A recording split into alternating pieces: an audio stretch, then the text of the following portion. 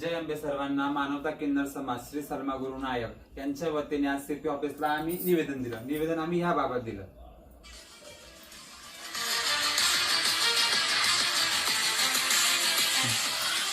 काय किन्नर आहे का नकली किन्नर आहे का बोगस किन्नर आहे माहित नाही, पण हे कोणी पण असो का नाशिकचा किन्नर का असे ना याच्यावर दंडात्मक कारवाई पोलीस प्रशासनाने करावी.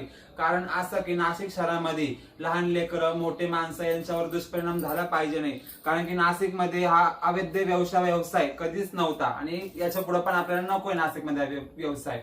याच्यामुळे लोकांवर दुष्परिणाम होतील. आणि नाशिकमध्ये आता कुंभमेळा पर्व चालू होणार आहे.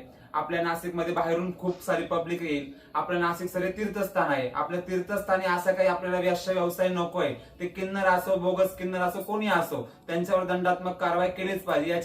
या कारणामुळे नाशिक किन्नर समाजाची छवी खराब नको व्हायला. कारण की नाशिक किन्नर समाज हा कधीच अशा कामांना प्रोत्साहन दिलेले नाहीये. कारण की नाशिक किन्नर समाज सदैव 2-5 रुपयात चटणी मिरची मध्ये आम्ही राहतो.